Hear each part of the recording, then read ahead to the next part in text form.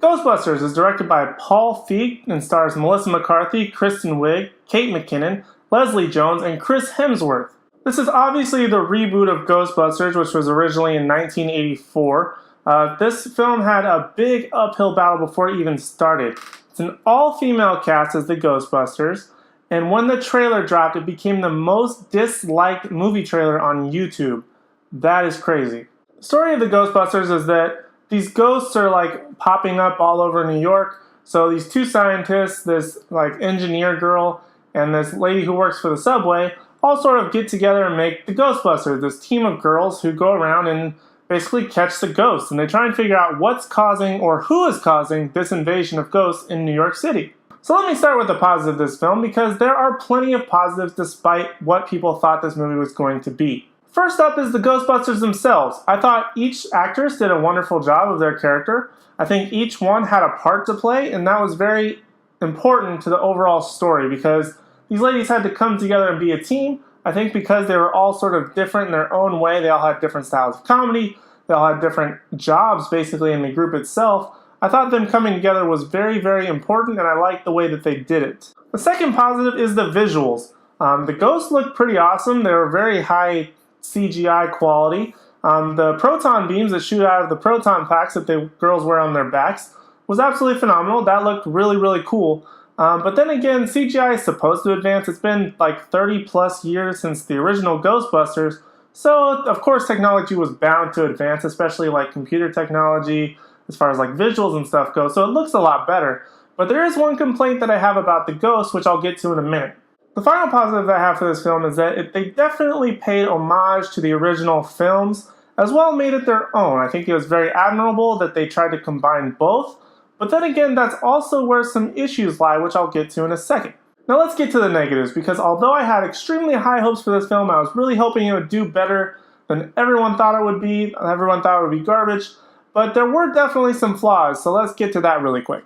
One of the negative aspects was tone and story.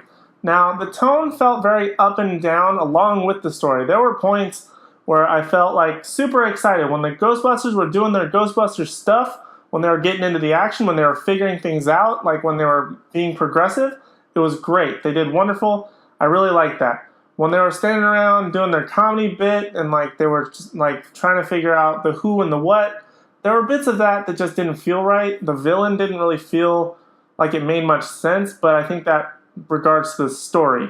Another complaint that I have regarding story is that I don't know if they figured out what they really wanted to do with this movie. They wanted to appeal to kids, but at the same time they also wanted to pay homage to the original films and appeal to the adults who had seen these films as kids, or even the grown-ups who had seen it as like teenagers or young adults. So I feel like they struggled with the tone of the film and the story. Do they make it more kid-friendly? Do they make it more adult? Do they be a little bit more raunchy? Or do they just kind of go for those gags where like there's puke and there's farts and people are slapping each other?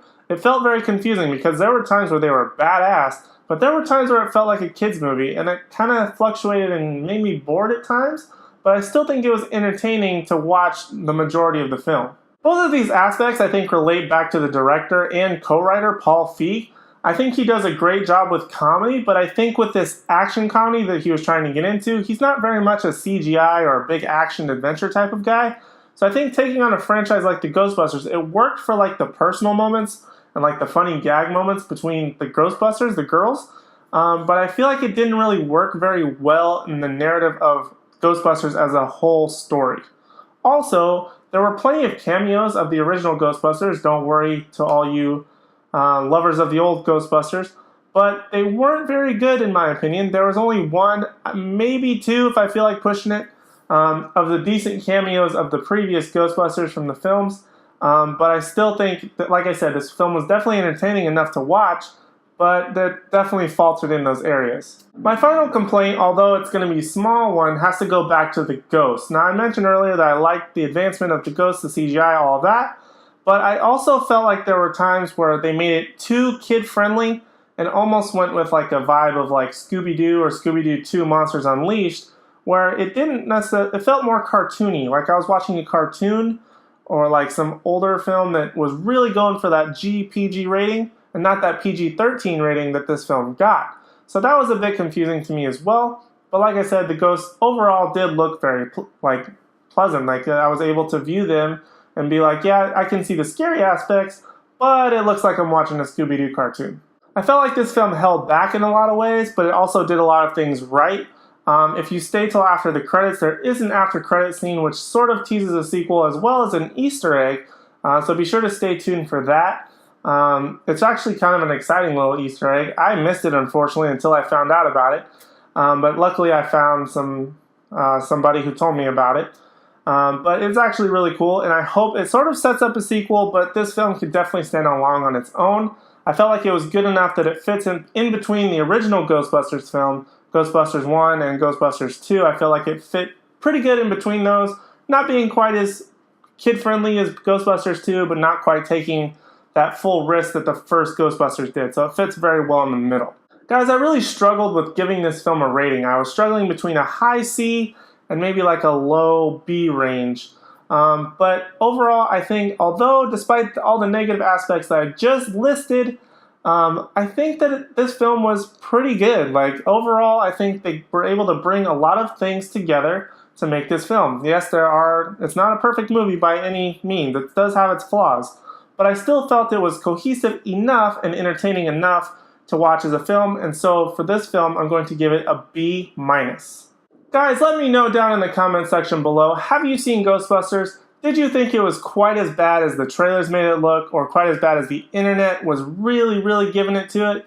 Like, I didn't think it was nearly as bad as they were saying. Like, I had high hopes for the film, but I kind of took it with a grain of salt because I knew there was going to be some things that I didn't like. But it's the Ghostbusters for a new generation, and that's really what you have to go in thinking about it. Let me know what you guys think about the Ghostbusters in the comments below. Like always, please don't forget to like, comment, subscribe, and share these videos, and we'll see you in the next one.